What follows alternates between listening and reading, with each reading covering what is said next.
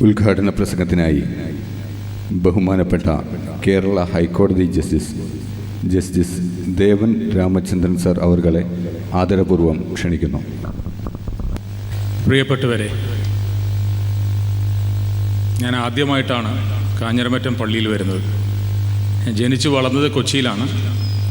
50 കൊല്ലവും ജീവിച്ചത് അവിടെ തന്നെയാണ്. പക്ഷെ എന്തുകൊണ്ടോ ഇതുവരെ ഈ പള്ളിയിൽ വരാനുള്ള ഭാഗ്യം എനിക്ക് വന്നിരുന്നില്ല. മുഹമ്മദ് നബിയെപ്പറ്റി എനിക്ക് തോന്നുന്നു എന്നെക്കാട്ടിലും എത്രയോ മടങ്ങ് ഇവിടെ ഇരിക്കുന്ന കുട്ടികൾക്ക് വരെ അറിയുന്നുണ്ടോ. അവർ ജനിച്ച മുതൽ കേട്ട് വളരുന്ന കഥകളും മുഹമ്മദ് നബിയെപ്പറ്റിയുള്ള അദ്ദേഹത്തിൻ്റെ ജീവിതങ്ങളെപ്പറ്റിയൊക്കെ പഠിച്ചു വരുന്ന കുട്ടികളാണ്. എൻ്റെ മനസ്സിലും പെട്ടെന്ന് ഓടി വന്ന ആ ഒരു ബുക്ക്, ആ ഒരു ഗ്രന്ഥമെന്ന് പറയുന്നത് 100 Greatest Thinkers of the World. 100 Thinkers who changed the history of the world എന്നുള്ള ഒരു ഗ്രന്ഥമുണ്ട്. 100 ചിന്തകർ ഇന്ന് ലോകത്തിനെ മാറ്റിമറിക്കുന്ന 100 പേരിൽ പ്രഥമൻ മുഹമ്മദ് നബിയാണ്. മുഹമ്മദ് നബിയെപ്പറ്റി നമ്മൾ സംസാരിക്കുമ്പോൾ എന്നെ സംബന്ധിച്ചിടത്തോളം എനിക്കൊരു കൂടുതലൊരു അട്രാക്ഷൻ ഉണ്ട്. എന്താന്ന് വെച്ചാൽ, മുഹമ്മദ് നബി എല്ലാ കാര്യങ്ങളും ഉള്ള പോലെ തന്നെ അദ്ദേഹം ഒരു ന്യായാധിപനായിരുന്നു. ഇപ്പം ഞാൻ ചെയ്യുന്ന ജോലി അനുസരിച്ച് നോക്കുമ്പോൾ എനിക്കൊരു ഇൻട്രസ്റ്റ് ഉള്ളൊരു ഏരിയ ആണത്. നിങ്ങൾക്ക് അറിയുമെന്നറിയില്ല, യുണൈറ്റഡ് സ്റ്റേറ്റ്സ് ഓഫ് അമേരിക്ക, നമ്മൾ അമേരിക്ക USA എന്ന് പറയുന്ന അവരുടെ കോൺഗ്രസ് മുഹമ്മദ് നബിയെ റെക്കഗ്നൈസ് ചെയ്തിട്ടുണ്ട്. അതൊരു മുസ്ലിം മത പ്രവാചകൻ എന്നുള്ള നിലയ്ക്കല്ല. The first unified code of law അതിനെ റെക്കഗ്നൈസ് ചെയ്ത്, അതായത് ഒരു കോഡിഫൈഡ് ലോ എഴുതിയ അല്ലെങ്കിൽ ഉണ്ടാക്കിയ നിയമം, ലോകത്തിലെ ഏറ്റവും ആദ്യം കോഡിഫൈ ചെയ്തൊരു നിയമത്തിൻ്റെ ഒരു ആളെന്നുള്ള നിലയ്ക്കാണ് അദ്ദേഹത്തിനെ United States of America recognise ചെയ്തിരിക്കുന്നത്. അപ്പോൾ മുഹമ്മദ് നബി എന്ന് പറയുമ്പോൾ ഞാൻ വായിച്ച അത്രയും, ഞാൻ പറഞ്ഞല്ലോ എനിക്ക് എൻ്റെ എക്സ്പോഷർ വളരെ കുറവായിരിക്കാം, പക്ഷെ ഞാൻ ആ ഗ്രന്ഥം വായിക്കുകയും എനിക്ക് ഇൻട്രസ്റ്റ് ഉള്ള ചില കാര്യങ്ങൾ എൻ്റെ മനസ്സിൽ ഓർമ്മയുള്ളത് ഞാൻ നിങ്ങളുടെ അടുത്ത് ഷെയർ ചെയ്യാൻ ഉദ്ദേശിക്കുകയാണ്. 571 AD എന്നോ മറ്റോ ആണ് അദ്ദേഹം ജനിച്ചത്.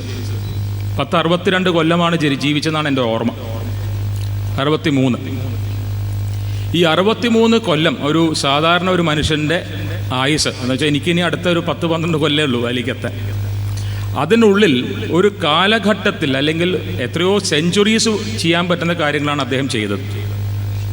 അദ്ദേഹത്തിൻ്റെ പ്രസക്തിയും അതുതന്നെയാണ്. അത് മുസ്ലിം വേൾഡിൽ മാത്രമല്ല, എല്ലാവരിലും. എന്നെപ്പോലെ, ഞാനൊരു മുസ്ലിം അല്ലാന്നിട്ട് പോലും മുഹമ്മദ് നബി എന്നെ ഇൻഫ്ലുവൻസ് ചെയ്യുന്നത് ഒരു പെർട്ടിക്കുലർ ഒരു ഏരിയയിൽ മാത്രമല്ല, ഒരു മുസ്ലിം മത പ്രവാചകൻ എന്നുള്ള നിലയ്ക്കല്ല. ഞാനിങ്ങനെ അദ്ദേഹത്തിൻ്റെ ജീവിതം വായിക്കുമ്പോൾ, കുട്ടികൾ കേൾക്കണം, ജീവിതം വായിക്കുമ്പോൾ നമ്മൾ തിരിഞ്ഞു നടക്കേണ്ട ഒരു സമയമാണ്.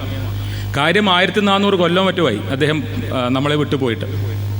എന്നാലും അതിൻ്റെ പ്രസക്തി എന്താണെന്ന് ആലോചിച്ച് കഴിഞ്ഞാൽ, അദ്ദേഹം തൊടാത്ത ഒരു മേഖലയില്ല, ഒരു മേഖലയുമില്ല. നമ്മൾ അദ്ദേഹത്തിൻ്റെ ജീവിതത്തിലൂടെ തിരിഞ്ഞു നടന്നാൽ, അദ്ദേഹം ഒരു അനാഥ ബാലനായി തുടങ്ങി, അദ്ദേഹം ഒരു ആട്ടിടനായ ഒരു മുഹമ്മദ്, വ്യാപാരിയായ മുഹമ്മദ്, ഒരു ഭർത്താവായ മുഹമ്മദ്, സൽപുത്രനായ മുഹമ്മദ്, ഒരു താത്വിക ചിന്തകനായ മുഹമ്മദ്, ഒരു ഹ്യൂമൻ റൈറ്റ്സ് എന്ന് നമ്മൾ ഇന്ന് പറയുന്ന മനുഷ്യാവകാശ പ്രവർത്തകനായ മുഹമ്മദ്, അങ്ങനെ എല്ലാ ഫാസറ്റിലും പടയാളിയായ മുഹമ്മദ്, സർവ്വസൈന്യാധിപനായ മുഹമ്മദ്, അവസാനം ഒരു ഭരണാധികാരിയായ മുഹമ്മദ്, സർവോപരി ഒരു മനുഷ്യനായ മുഹമ്മദ്. ഇദ്ദേഹത്തിൻ്റെ ജീവിതം നോക്കുകയാണെങ്കിൽ നമ്മൾ ഗ്രീക്ക് അല്ലെങ്കിൽ റോമൻ ഹിസ്റ്ററിയിൽ പറഞ്ഞ പോലെ അല്ല അദ്ദേഹത്തിൻ്റെ ജീവിതം. നമുക്കറിയാം, ഗ്രീക്ക് അല്ലെങ്കിൽ റോമൻ കിങ്ഡംസും എല്ലാം നമ്മൾ പറഞ്ഞു കേട്ടിട്ടുണ്ടാവും, നമ്മൾ ഹിസ്റ്ററിയിൽ പഠിച്ചിട്ടുണ്ടാവും. പക്ഷെ മുഹമ്മദ് നബിയെ നോക്കുകയാണെങ്കിൽ അദ്ദേഹം ഒരു വെറും സാധാരണ മനുഷ്യനായി ജനിച്ച്, ഒരു അനാഥ ബാലനായി ജനിച്ച്, അറേബ്യയുടെ ഭരണാധികാരിയായ മനുഷ്യനാണ്. അതുതന്നെയാണ് പ്രസക്തി. അദ്ദേഹത്തിൻ്റെ ടീച്ചിങ്സിലൂടെ പോകുന്ന സമയത്ത് നമ്മളൊരു കാര്യം വളരെ വ്യക്തമായിട്ട് മനസ്സിലാക്കാം. വളരെ എളുപ്പത്തിൽ തന്നെ അദ്ദേഹത്തിനെ പറ്റി വായിച്ചാൽ, നമ്മൾ എന്താണോ ജീവിതത്തിൽ നന്മ, നല്ലത്, പുണ്യമെന്ന് പറയുന്നത് എല്ലാം തന്നെ നമുക്ക് അദ്ദേഹത്തിൽ കാണാൻ സാധിക്കും. അദ്ദേഹത്തിൻ്റെ ഏറ്റവും എന്നെ ആകർഷിച്ച ചില ചെറിയ ചെറിയ കാര്യങ്ങൾ, അദ്ദേഹത്തിൻ്റെ ടീച്ചിങ്സിൽ എന്നെ ആകർഷിച്ചത്, ഒരു മകൻ എന്നുള്ള നിലയ്ക്ക് അദ്ദേഹം പറഞ്ഞ അമ്മയുടെ കാൽ ചുവട്ടിലാണ് സ്വർഗം, അച്ഛൻ്റെ വേർപ്പാണ് ഒരു കുടുംബത്തിൻ്റെ ആധാരം. ഒരു ഭർത്താവ് എന്നുള്ള നിലയ്ക്ക് അദ്ദേഹം പറയുന്നത് ഭാര്യയെ ഒരു നോട്ടം കൊണ്ടുപോലും നമ്മൾ വിഷമിപ്പിക്കാൻ പാടില്ല, ഭർത്താവിനെ ശപിക്കാൻ പാടില്ല, സ്ത്രീകളെ ഏറ്റവും അധികം ബഹുമാനിക്കണം. പുരുഷന് മൊഴി ചൊല്ലാനുള്ള അതേ റൈറ്റ് അദ്ദേഹം സ്ത്രീകൾക്കും കൊടുത്തിരുന്നു.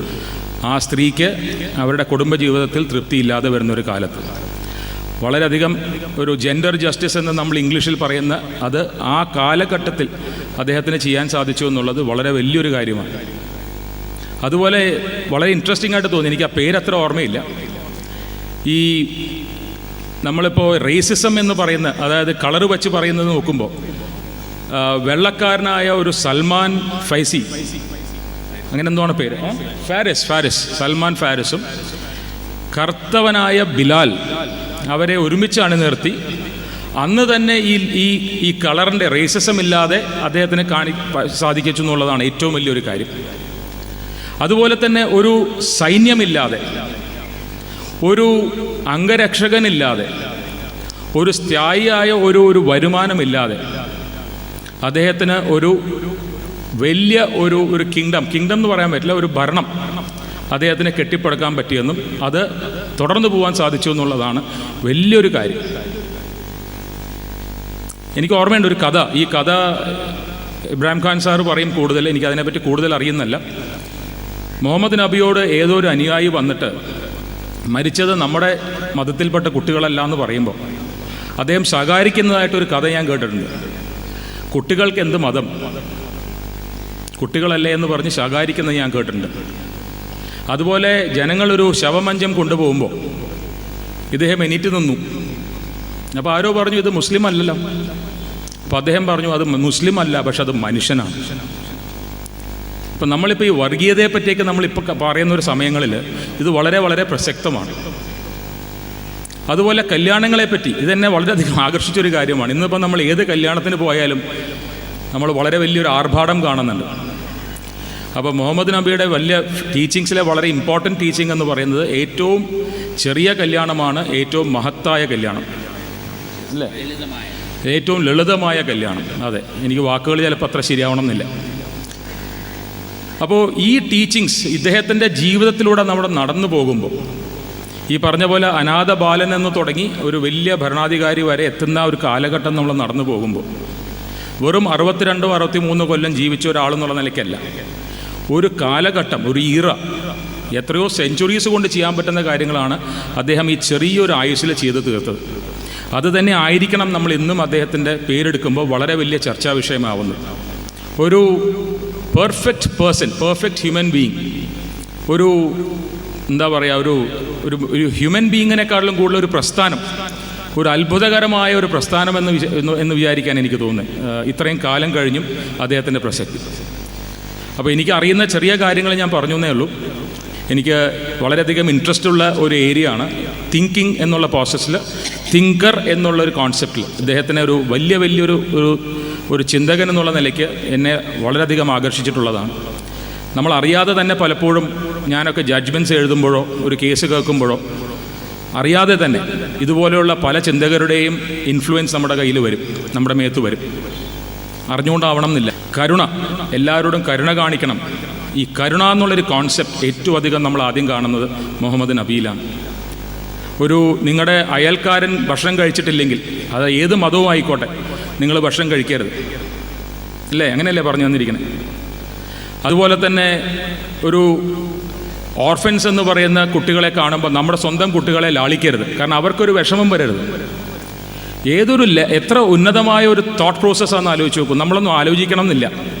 നമ്മുടെ കുട്ടികളെ നമ്മൾ ലാളിക്കുകയും വേറൊരു കുട്ടി വിശന്നിരിക്കുമ്പോൾ നമ്മൾ അറിയാതെ നമ്മുടെ കുട്ടികൾക്ക് ഐസ്ക്രീമും അതും ഇതൊക്കെ വാങ്ങിച്ചു കൊടുക്കുമ്പോൾ ആ കുട്ടിക്ക് എത്ര വിഷമമുണ്ടെന്ന് നമ്മൾ അറിയുന്നത് പോലുമില്ല.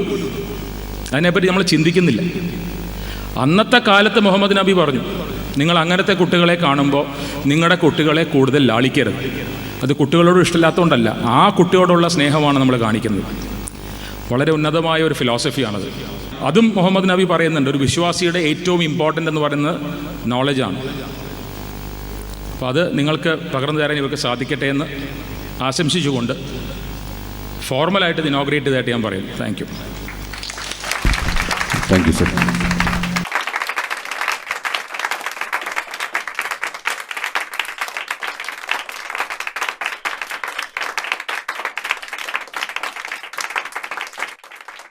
വൈവിധ്യങ്ങൾ നിറഞ്ഞ ഇത്തരം മതപ്രസംഗങ്ങൾ യൂട്യൂബിലൂടെ നിങ്ങൾക്ക് ലഭിക്കാൻ മ്യൂസിലാൻഡ് ഓഡിയോസിന്റെ ഇസ്ലാമിക് ചാനലായ മ്യൂസിലാൻഡ് ഇസ്ലാമിക് ചാനൽ സബ്സ്ക്രൈബ് ചെയ്യുക.